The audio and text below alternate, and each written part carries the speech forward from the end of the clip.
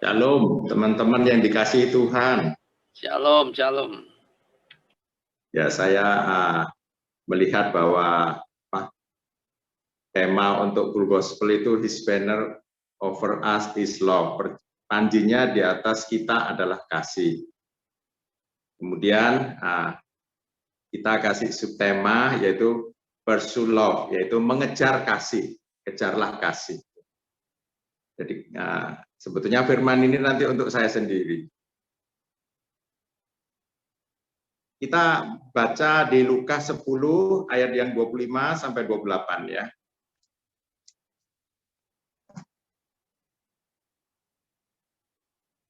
Lukas 10 25 sampai 28.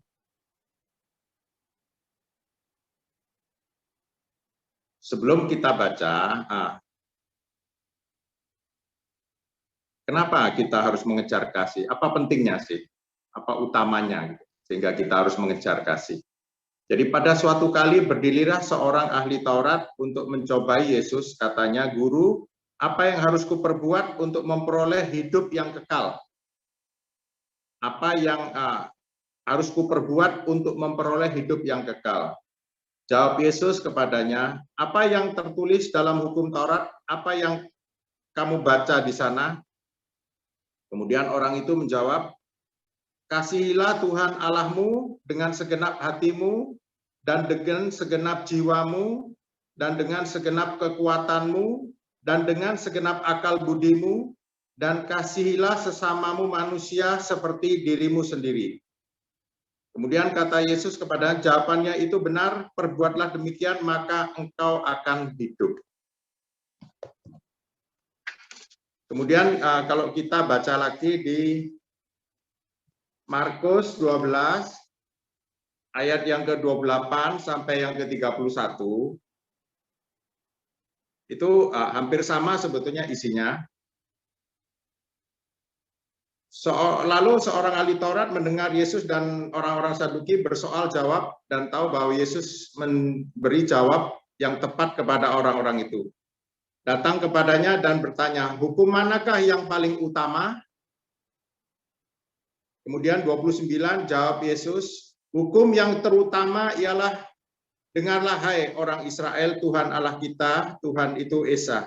Kasihilah Tuhan Allahmu dengan segenap hatimu, dan dengan segenap jiwamu, dan dengan segenap akal budimu, dan dengan segenap kekuatanmu. Dan hukum yang kedua ialah, kasihilah sesama manusia seperti dirimu sendiri. Tidak ada hukum lain yang lebih utama daripada kedua hukum ini."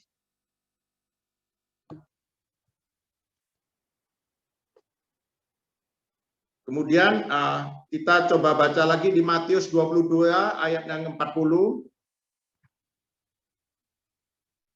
Matius 22 ayat yang ke-40.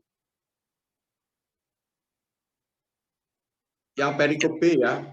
"Pada kedua hukum ini ialah tergantung seluruh hukum Taurat dan kitab para nabi." Pada kedua hukum inilah tergantung seluruh hukum Taurat dan kitab para nabi. Kemudian kalau kita baca di Efesus 5 ayat 2. Efesus 5 ayat 2. Itu Yesus Tuhan menyatakan menyerahkan dirinya untuk kita sebagai persembahan dan korban yang harum bagi Allah. Menyerahkan dirinya untuk menebus dosa kita sebagai persembahan dan korban yang harum bagi Allah. Jadi kalau kita ulangi dari Lukas 10 ayat yang ke-25 sampai 28, untuk memperoleh hidup yang kekal yang pertama. Jadi mengejar kasih, atau kenapa kita harus mengutamakan kasih? Pertama kali adalah supaya kita mendapat hidup yang kekal. Kemudian yang kedua, kalau kita di Markus tadi, karena hukum yang paling utama dan terutama itu adalah kasih kepada Tuhan dan kasih kepada sesama. Dan di dalam hukum kasih itu lebih utama daripada hukum-hukum yang lain. Kemudian kalau di Matius 22 ayat 40 dijelaskan bahwa kedua hukum kasih tersebut tergantung seluruh hukum Taurat dan kitab para nabi. Jadi pertama, kenapa kita harus mengejar kasih? Pertama, supaya kita memperoleh hidup yang kekal. Kemudian yang kedua, bahwa kasih itu adalah hukum yang paling utama dan terutama. Kemudian yang ketiga adalah dari kedua hukum ini tergantung seluruh hukum Taurat dan kitab para nabi. Kemudian yang keempat, Efesus 5 ayat yang kedua, perikop yang B, Allah menyerahkan dirinya untuk menebus dosa kita, yaitu mempersembahkan tubuhnya sendiri, mempersembahkan dan korban yang harum bagi Allah untuk keselamatan dari dosa-dosa kita. Jadi Allah sendiri mengasihi kita dan mempraktekkan dirinya, dan dia mengorbankan hidupnya untuk sebagai persembahan dan korban untuk keselamatan dosa kita.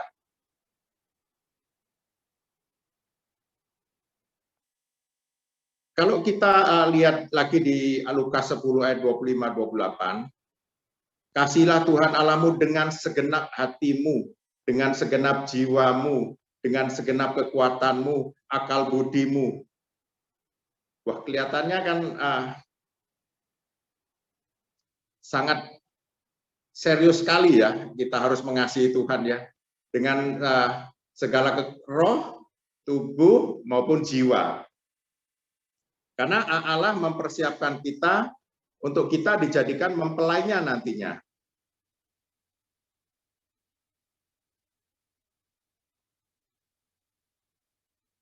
Mempelai Kristus maksudnya hampir sama kalau seseorang ingin dijadikan mempelai Kristus, berarti kan masih belum ada pernikahan ya. Maksudnya ya berarti pacar gitu ya. Seperti pacar. Kita sekarang ini mempelai Kristus, berarti pacarnya Kristus ya, pacarnya Tuhan Yesus kita ini.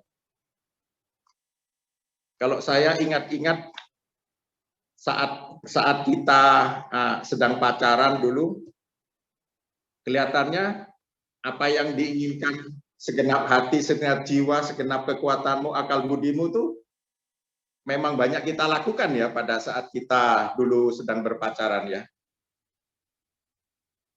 Seringkali kan kita kalau misalnya kita sudah punya pacar dulu, sekarang mantan istri sih gitu, kita selalu ingin bertemu dia, selalu ingin dekat gitu. Jadi sedikit-sedikit telepon, sedikit-sedikit WA, kapan bisa bertemu. Jadi ya kita punya waktu yang cukup banyak. Kita tidak terbatas waktunya untuk bertemu dengan pacar kita. Meskipun kadang-kadang kita harus mendahulukan pacar daripada pekerjaan atau mungkin daripada pelajaran kuliah pada saat itu ya. Kita lebih mengutamakan gitu. Kemudian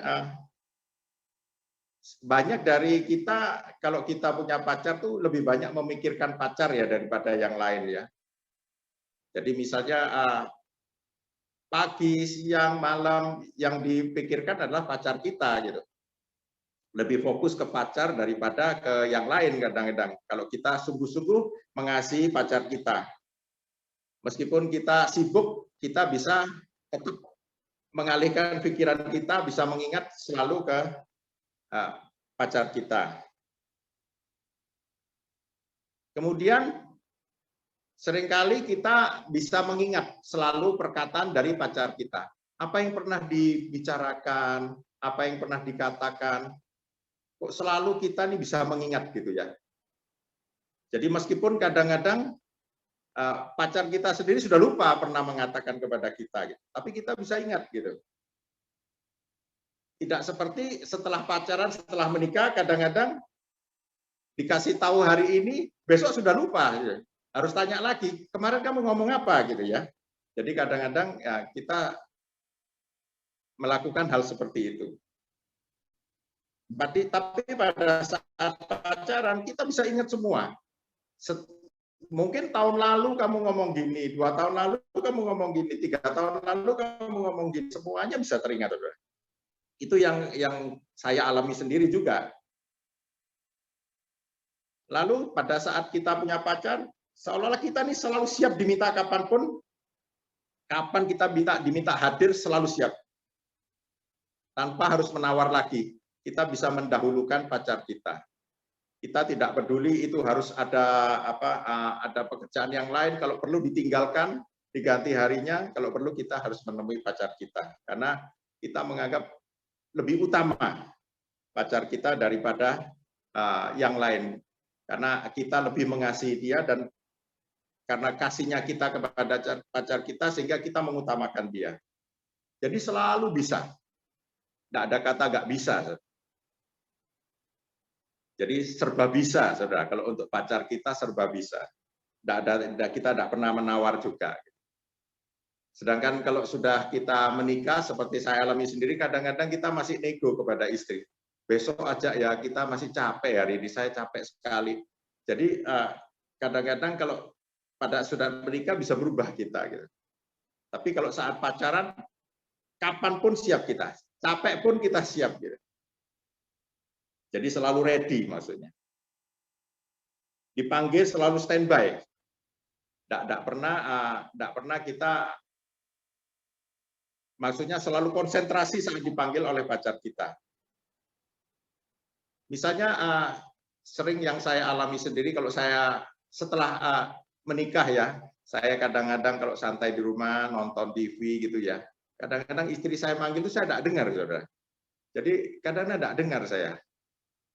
Sampai dia harus dekat. Loh tadi kan sudah saya panggil kok nggak menjawab gitu. Nah kalau dulu tuh rasanya masih nonton bioskop bareng itu konsentrasi sama filmnya, tapi begitu dia ngomong langsung bisa dengar, saudara, gitu ya. Jadi seperti itu ya keadaan kita, terutama saya mungkin ya. Jadi itu yang diharapkan oleh Tuhan ya.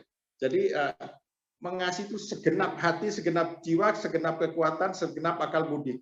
Jadi utama deh 100% kasih kita kepada Tuhan itu. Sebagai mempelai atau sebagai pacar kita Tuhan itu. Kita bisa melakukan ini semua di Lukas 10 ini kalau kita betul-betul bisa merasakan bahwa Yesus ini betul-betul pacar kita yang sangat kita kasihi. Baru bisa itu terjadi, saudara. Sedangkan kalau hukum yang kedua, misalnya, kasihilah sesama manusia seperti dirimu sendiri. Kasih itu kalau kita baca di 1 Korintus 14 ayat 4, kasih itu sabar, murah hati, tidak cemburu, tidak memegahkan diri, dan tidak sombong. Nah, kadang-kadang memang tidak mudah untuk sabar dan murah hati. Seringkali kita, terutama saya juga, kadang-kadang kalau kita pernah dibohongi gitu oleh seseorang, kemudian dia minta tolong lagi, kadang-kadang mau murah hati itu sulit gitu. Kadang-kadang sampai kita harus tanya istri kita, perlu enggak ya ditolong lagi ini orang ini ya gitu ya, karena sudah banyak merugikan kita. Dan kadang-kadang mereka meskipun sudah hubungannya kurang dekat dengan kita, tapi berani minta tolong lagi gitu. Jadi itu untuk mempraktekannya memang sulit gitu, supaya bisa tetap murah hati. Dan butuh kesabaran juga. Jadi pursue love maksudnya mengejar kasih. Karena apa? Kalau kita selalu mengejar kasih dan betul-betul kita bisa benar-benar mengasihi Allah atau Tuhan kita seperti yang di dalam Lukas 10 ayat 25 sampai 28, dengan segenap hati, segenap jiwa, segenap kekuatan, segenap akal budi, maka Allah yang adalah kasih itu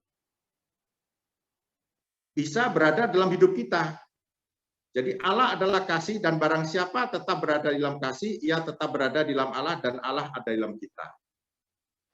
Sedangkan kalau kita makin berkurang kasihnya, kasih Allah juga makin berkurang kepada kita.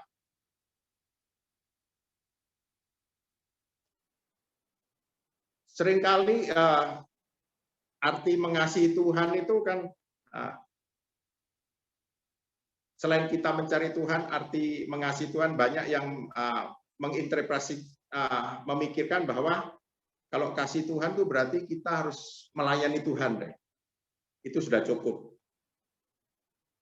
Padahal yang diinginkan Tuhan bukan hanya melayani Tuhan.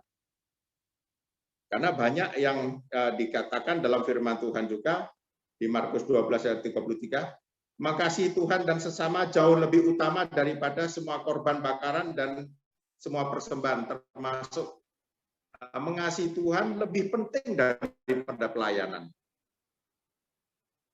Juga dalam 1 Korintus 13 ayat 3, dan sekalipun aku membagi-bagikan segala sesuatu yang ada padaku, bahkan menyerahkan tubuhku untuk dibakar, tetapi jika aku tidak mempunyai kasih, sedikit pun tidak ada faedahnya bagiku. Jadi kadang-kadang apa yang kita lakukan yang menurut kita adalah bahwa saya cukup sudah mengasihi Tuhan karena saya sudah melakukan segalanya, malah aku sudah membagi-bagikan semua, memberkati semua orang dan berkorban bagi banyak orang. Tapi kalau Tuhan melihat kita bahwa itu bukan dengan kasih, sia-sia apa yang selama ini kita lakukan. Jadi sebetulnya sangat tipis ya, gitu ya, kelihatannya ya, antara kalau kita lihat orang yang mengasihi betul-betul sama orang yang pelayanan dengan sungguh-sungguh itu bisa-bisa kadang-kadang tidak terlihat ya, gitu. Kadang saya merasakan juga selama 7 tahun ini kok saya lebih banyak sia-sia juga ya, maksudnya belum maksimal ya, gitu. Jadi kalau dievaluasi 7 tahun ini manfaatnya kok sedikit ya, gitu maksudnya. Saya mengalami banyak itu kadang-kadang nggak bisa maksimal gitu, maksudnya. Saya melihat bahwa saya sendiri juga tidak maksimal gitu ya selama 7 tahun ini yang saya lakukan apa betul-betul berkenan apa tidak gitu. Jadi saya kadang-kadang berpikir seperti itu juga. Gitu. Kemudian, kalau kita mengasihi Allah, Yesus katakan, kalau kasih kepada Allah yaitu menuruti perintah-perintahnya. Jadi 1 Yohanes 5 ayat 3. Ini salah satu poin juga.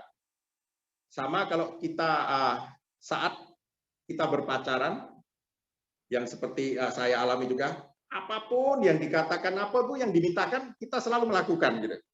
Jadi kita lebih banyak menurut kepada pacar daripada orang lain ya akhirnya gitu. Jadi gimana caranya supaya kita nih bisa selalu berpacaran sama Tuhan gitu selama hidup kita, gitu. Karena kita adalah mempelai Allah gitu. Dan di firman Tuhan 1 Yohanes 2 ayat 15, janganlah kamu mengasihi dunia dan apa yang ada di dalamnya, karena jika orang mengasihi dunia, maka kasih Bapa tidak ada dalam orang itu. Bagi saya, 1 Yohanes 2 ayat 15 ini juga sesuatu yang kadang-kadang saya anggap saya melanggar atau tidak ya, karena tipis sekali ya. Kadang-kadang ambisi kita ya ingin mencapai yang lebih, tapi di satu sisi kalau kita lebih sibuk, kita lebih berkurang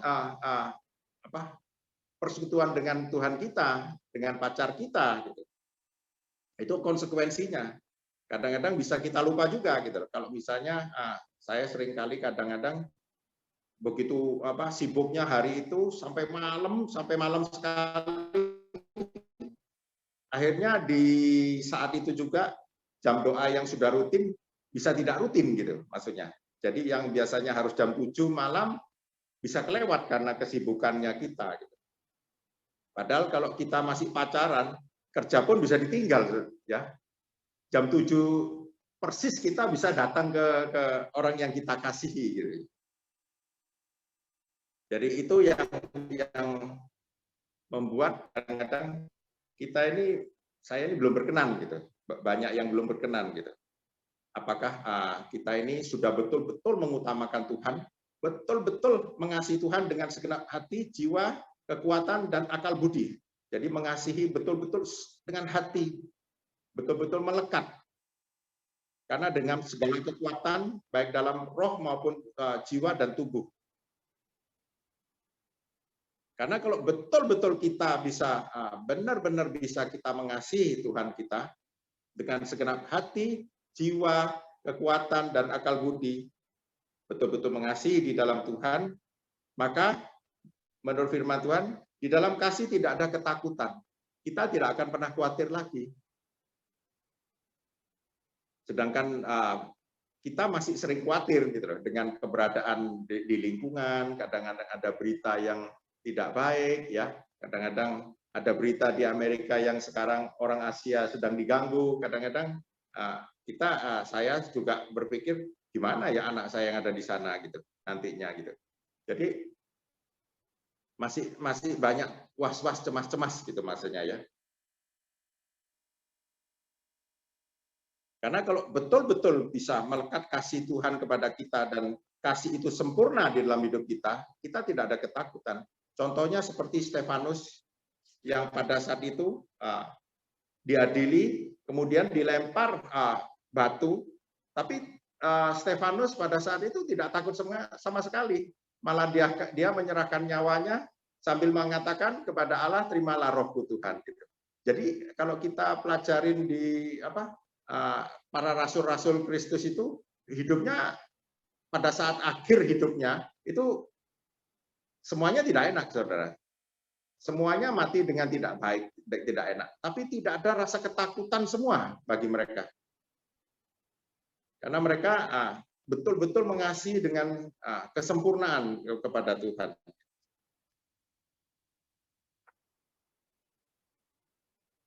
Sering kita merasa bahwa saya ini sudah sungguh-sungguh gitu ya melayani Tuhan ya, gitu, menurut pikiran kita.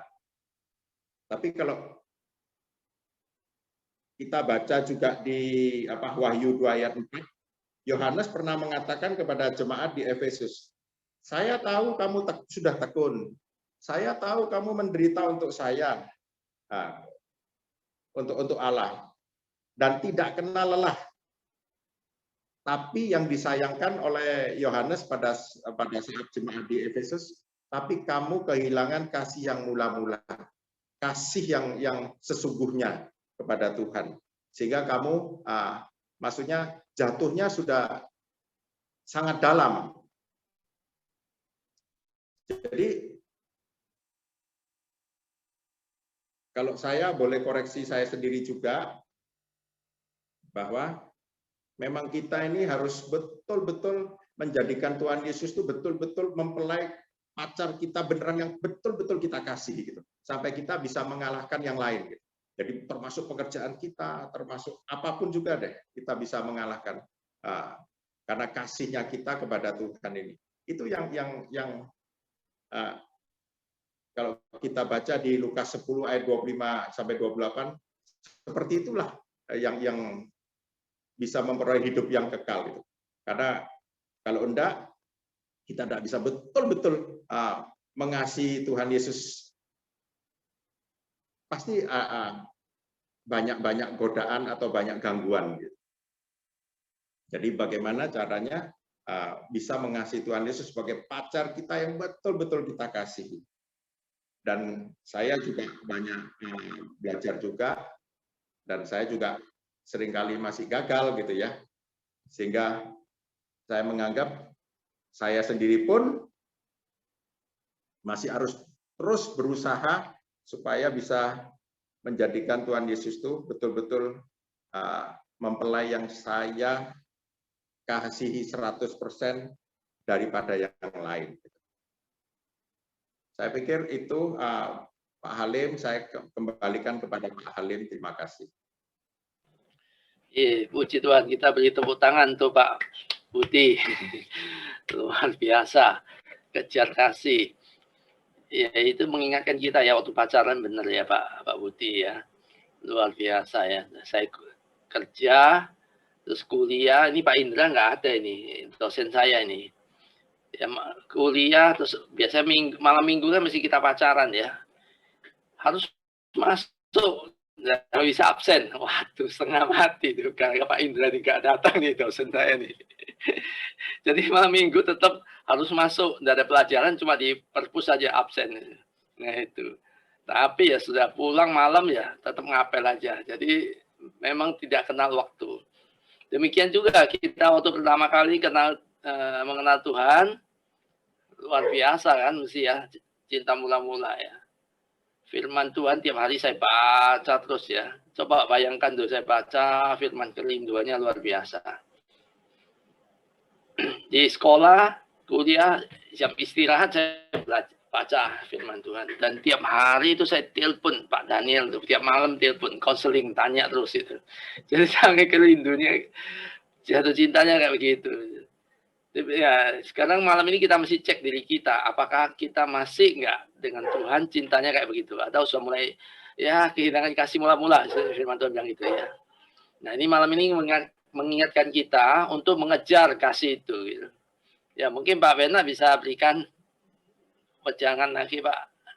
Ya, semoga kita mendapatkan berkat pada malam hari ini. Bahwa kasih itu ya memang tadi yang sudah diuraikan panjang lebar oleh Pak Budi, adalah kasih yang keluar dari hati kita sebagai buah Roh Kudus. Ya. Jadi bukan karena dari pikiran kita, tetapi karena dikatakan buah Roh adalah kasih, sukacita, damai, sejahtera. Nah, kasih yang semacam itu memang dikatakan bahwa di dalam kasih itu tidak ada ketakutan. Tapi kadang-kadang memang kita sulitnya itu karena ada kekhawatiran, ada kecemasan, sehingga kita tidak menuruti apa yang Tuhan mau. Jadi kasih kepada Allah itu adalah menurut akan perintah-perintahnya. Karena ada firman-Nya itu. Dan perintah-perintahnya itu tidak berat, dikatakan demikian. Karena orang yang lahir dari Allah itu mengalahkan dunia.